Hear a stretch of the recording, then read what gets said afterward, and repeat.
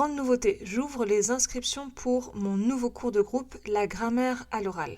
Alors qu'est-ce que c'est ? C'est un programme qui est pensé pour les apprenants intermédiaires et avancés, où on revoit les points de grammaire essentiels, puis on les met immédiatement en pratique à l'oral. Les groupes sont très réduits, on accepte seulement entre 3 et 6 personnes maximum pour que chacun puisse parler, progresser et avoir plus confiance en soi. Il y aura aussi des devoirs entre chaque cours pour consolider les points qui ont été vus et étudiés à chaque cours. Donc, si tu veux que la grammaire soit enfin compréhensible, qu'elle ne soit plus théorique, mais devienne un vrai réflexe dans tes conversations, toutes les infos sont disponibles dans le lien qui est dans la description de l'épisode ou viens sur mon site internet eouionline.com. Si vous voulez apprendre le français authentique que les Français parlent, si vous voulez avoir accès à des informations que vous ne trouvez pas dans les livres, si vous voulez améliorer votre compréhension orale de manière efficace, alors vous êtes au bon endroit. Bienvenue dans le podcast d'EWI. Je m'appelle Virginie, je suis française et je suis professeure de français langue étrangère depuis 2009. Ce podcast a été créé pour vous aider dans votre apprentissage du français. 2 fois par mois, vous pourrez découvrir un nouvel épisode où je parle de culture, de grammaire, de conjugaison, d'un thème de société seul ou avec un invité. Alors installez-vous confortablement et c'est parti pour l'épisode du jour. Tu as déjà réfléchi à quel point la peur peut te limiter dans tes projets ? Est-ce que tu as déjà réfléchi à tout ce que tu as fait dans ta vie sans peur, à tout ce que tu as déjà accompli sans le facteur peur ? Reste dans cet épisode, on va prendre un moment ensemble pour y réfléchir et pour en parler. Je vois que la peur est une émotion très commune avec les apprenants de français. Combien de fois pour un premier cours, j'ai pas eu des élèves quand ils se connectaient avec moi, alors même que la majorité des personnes me connaissent déjà à travers le podcast. Les gens qui décident de prendre des cours avec moi me connaissent à travers YouTube ou le podcast. Et même en me connaissant déjà un peu avec ma manière de parler, mon ton de voix, un peu ma personnalité, parce que je parle quand même de choses assez personnelles dans mon podcast, le premier cours est toujours quelque chose de difficile et d'impressionnant. Parce que choisir de parler dans une langue qui n'est pas la sienne, c'est toujours quelque chose qui peut être impressionnant. Et la question que je te pose aujourd'hui, c'est de réfléchir à ça, à cette peur de parler français. C'est vraiment impressionnant, effectivement, de s'inscrire à un nouveau cours de groupe encore plus. Moi, personnellement, je pense que c'est quand même plus difficile de s'exposer devant un cours de groupe plutôt que d'être en cours particulier avec le prof en direct. Mais après, ça dépend aussi de chaque personnalité. Il y a des personnes qui vont préférer, au contraire, être dans un cours de groupe pour aussi un peu se cacher, entre guillemets, pour avoir peut-être, parce que c'est vrai que dans un cours de groupe, il y a moins l'opportunité de parler que dans un cours particulier. Donc voilà, ça dépend des personnalités. Moi, personnellement, je trouve ça plus impressionnant de s'inscrire et de parler devant un groupe plutôt que d'être en cours particulier avec un professeur. Est-ce que tu as déjà eu aussi cette peur que les autres entendent tes erreurs et aussi cette peur de devoir parler français quand tu es en vacances en France ou dans un pays francophone?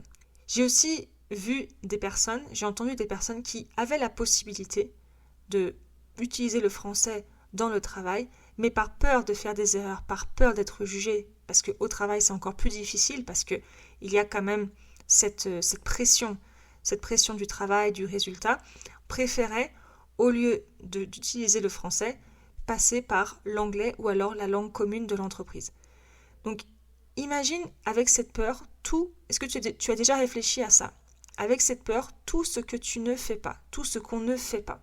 La question cruciale, c'est, tu vois aujourd'hui tout ce que tu peux rater en ne parlant pas français. Alors, par exemple, tu peux rater l'opportunité d'avoir un meilleur travail. Par exemple, pour une personne qui habite au Canada, le français est une langue très très importante. Le gouvernement canadien, en particulier au Québec, met vraiment vraiment en avant le français. Et c'est évident entre un CV où il y a un candidat qui va parler français et un candidat qui ne va pas parler français, l'entreprise va en général plus se tourner vers l'entreprise ou vers le candidat qui va parler français. Donc le français peut vraiment changer profondément la vie d'une personne avec une opportunité de travail, de pourquoi pas s'installer dans un pays francophone ou même en France. Plus d'interaction avec les Français ou les francophones. J'ai beaucoup d'élèves qui prennent des cours avec moi parce qu'ils ont l'opportunité d'aller en France en vacances et c'est vraiment un plaisir pour eux, un énorme plaisir de pouvoir se débrouiller. Donc se débrouiller, ça signifie de pouvoir sans problème profiter de leur expérience, de leurs vacances, ou même pour des personnes qui ont l'opportunité aussi d'avoir une maison secondaire en France, de pouvoir vraiment interagir et de vivre comme un Français pour quelques semaines ou pour quelques mois par an. C'est évident que quand on ne parle pas la langue du pays, on passe à côté d'énormément de choses. Moi, par exemple, quand je me suis installée en Inde, j'y suis restée 9 mois, j'ai fait le choix de ne pas apprendre le hindi ou le bengali parce que j'habitais à Calcutta. Mais je sais très bien, parce qu'en plus, pourquoi zone de confort? En Inde, en général, les gens parlent très bien anglais. Mais je sais très bien que je suis passée à côté d'énormément d'opportunités, énormément d'occasions de comprendre mieux la société indienne, de mieux comprendre les cultures, de me faire plus d'amis locaux.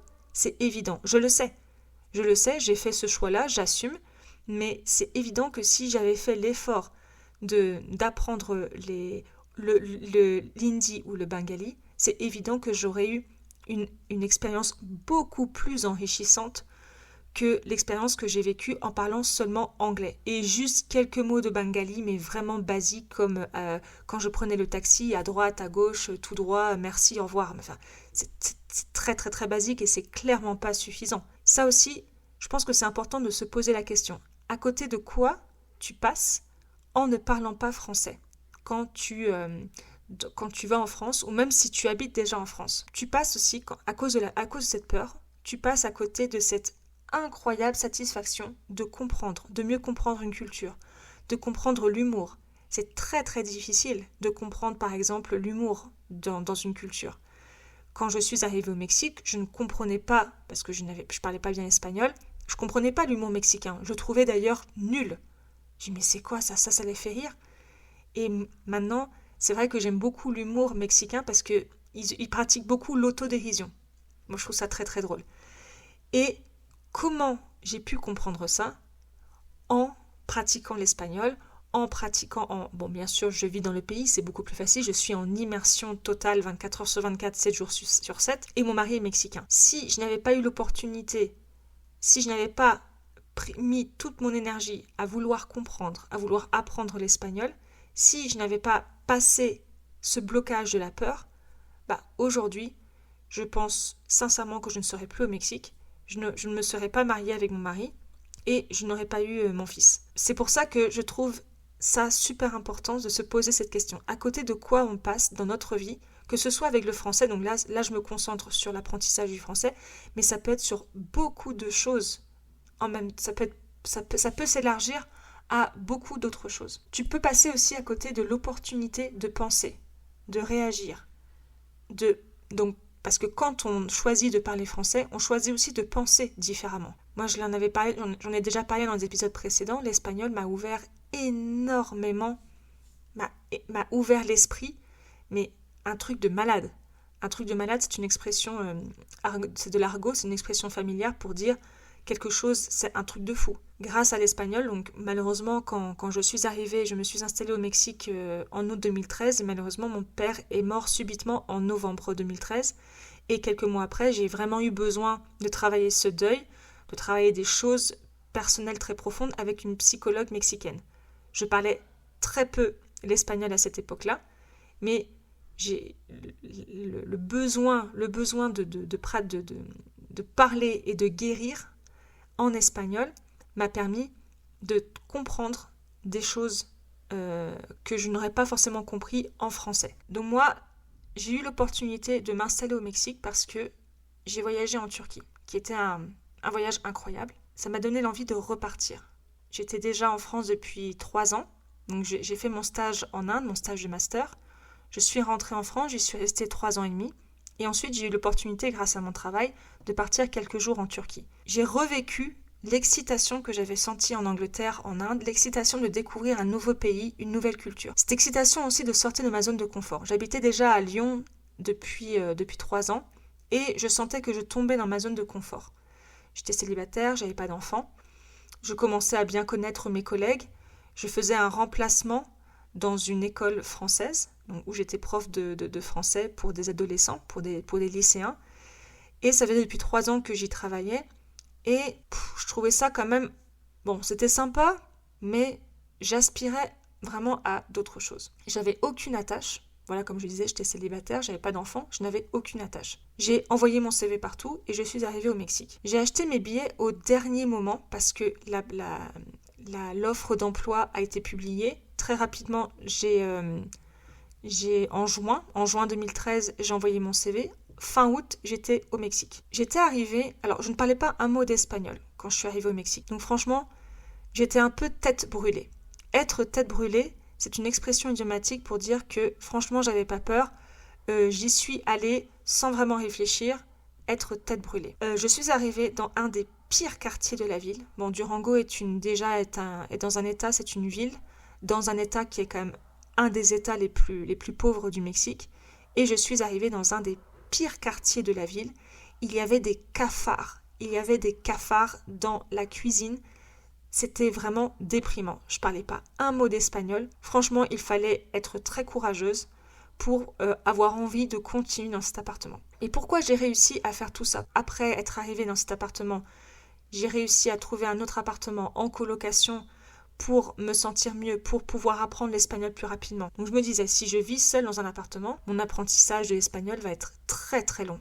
Donc le but était de vivre en colocation avec des Mexicains pour pouvoir apprendre plus rapidement l'espagnol. Et quand je disais j'étais tête brûlée, pourquoi ça a été un énorme avantage pour cette prise de décision?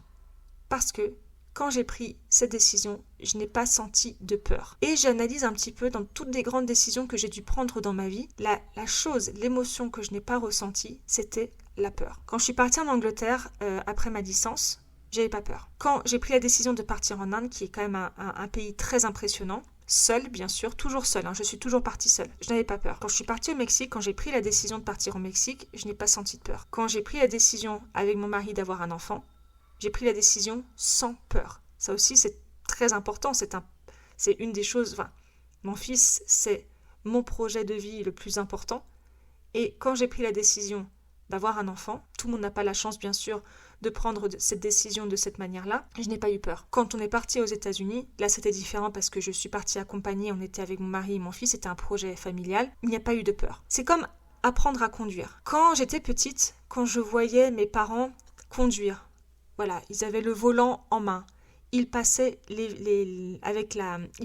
vitesses. Il y avait 3 pédales. Je me disais, mais mon Dieu, je n'arriverai jamais à faire ça. Ça a l'air très, très, très compliqué. Et quand j'ai commencé à conduire, j'avais très, très peur.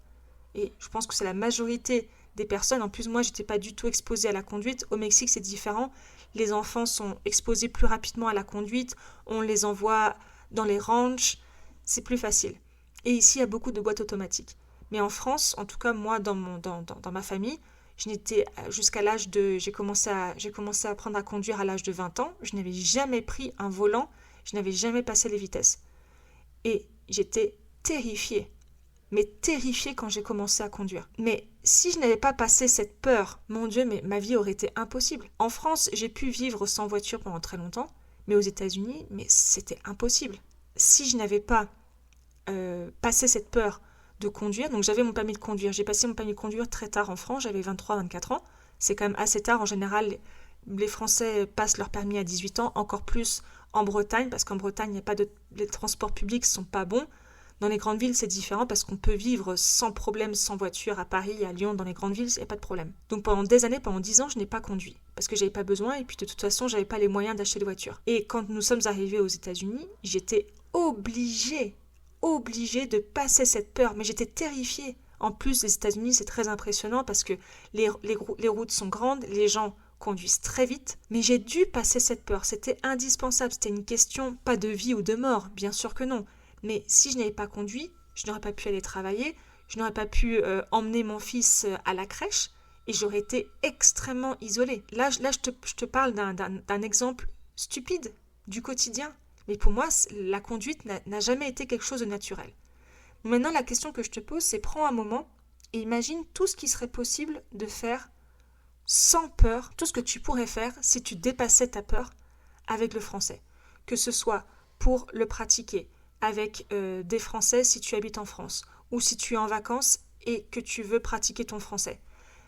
Prendre un cours, ça aussi ça peut être impressionnant. Tout ce que tu pourrais faire, imagine tout ce que la vie pourrait t'apporter si tu dépassais cette peur de pratiquer ton français. Je prends l'exemple d'une de mes élèves que j'adore, une élève américaine qui a 77 ou 78 ans. Et cette élève a décidé de tout quitter, vendre sa maison aux États-Unis et de partir s'installer en France pour des raisons politiques. Sans le français, sans la pratique du français, donc cette élève est mon élève depuis quelques années. Alors, bien sûr que ce ne serait pas impossible. Il y a beaucoup de gens qui décident de s'installer en France sans parler un mot de français. Mais par contre, ce projet serait extrêmement difficile, beaucoup plus stressant et avec beaucoup plus de peur. On penserait plus au « et si je parle pas français, est-ce qu'on va me comprendre ? Et si je comprends pas les papiers administratifs ? Et si c'est compliqué au consulat ?» Et grâce à nos cours, cette élève a plus confiance en elle. Grâce à nos cours, elle peut vraiment réaliser ce projet incroyable de s'installer en France et de commencer une nouvelle vie. Parce qu'elle a une meilleure compréhension, une excellente compréhension orale, elle a beaucoup plus confiance en elle en parlant, elle a une meilleure compréhension du système, de la culture, de la mentalité grâce aussi à nos cours. Donc si toi, tu es enfin prêt à dépasser cette peur et de ne plus rester dans ta zone de confort pour pouvoir avancer, contacte-moi et envoie-moi un email à hello@eouionline.com ou viens faire un tour sur mon site internet eouionline.com. À bientôt.